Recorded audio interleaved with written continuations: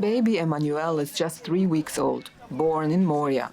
When the camp started burning, her parents ran for their life. Now they are sleeping on the roadside.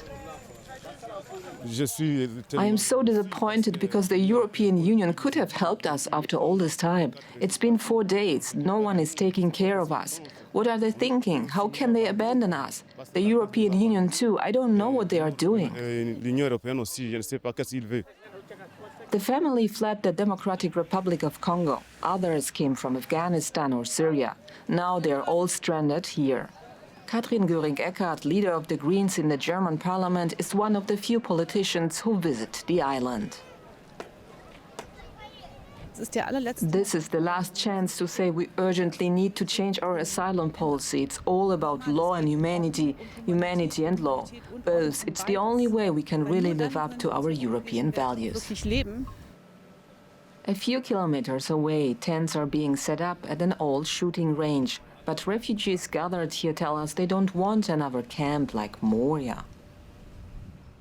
We need the government support us to be evacuation. Maybe other country, maybe other country, maybe in Germany, France, Belgium, Sweden, Norway. That is going to be a good idea. But this idea to be the tent, maybe 2 days again, we're going to see again the fire. And that's how many here feel. Their frustration leads to hours-long protests. They chant freedom and are not afraid to confront the Greek riot police. Here is the worst situation for the refugee. We don't have toilet, we don't have water, we don't have anything. And we need just freedom. Please help us.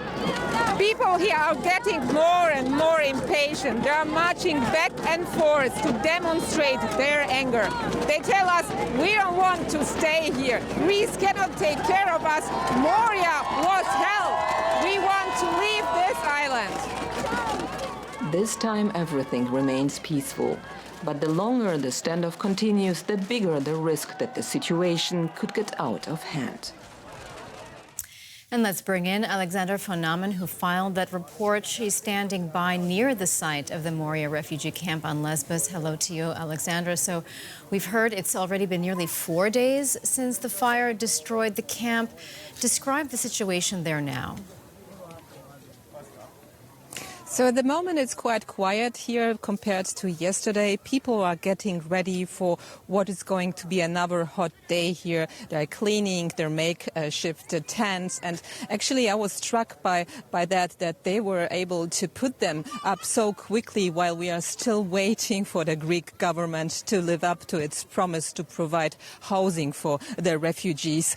But of course the conditions here are grim. Sanitary conditions. There's only little running water, no toilets, and people really think that they have been abandoned by the European Union, and they are getting increasingly frustrated, as we saw in the report. We saw protests yesterday, and of course I can assume that we are going to see them protesting today again.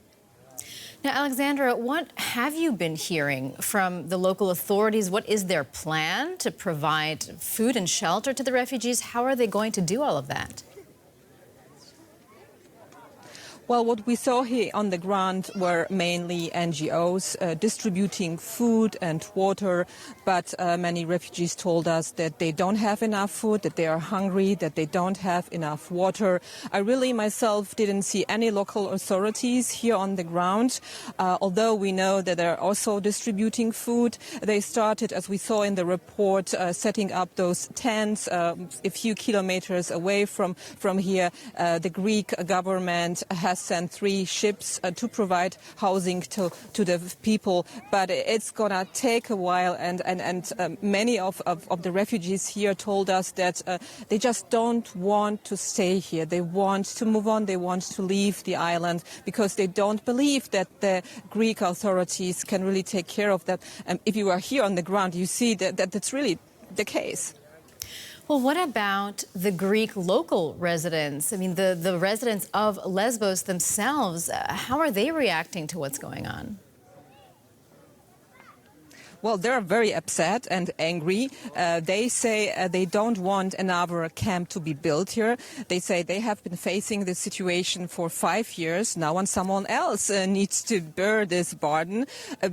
We ran actually yesterday into a local blockade. Everything was peaceful. We could pass through this blockade, but that can change any day if the authorities here will push through with their plan to build another camp in Moria.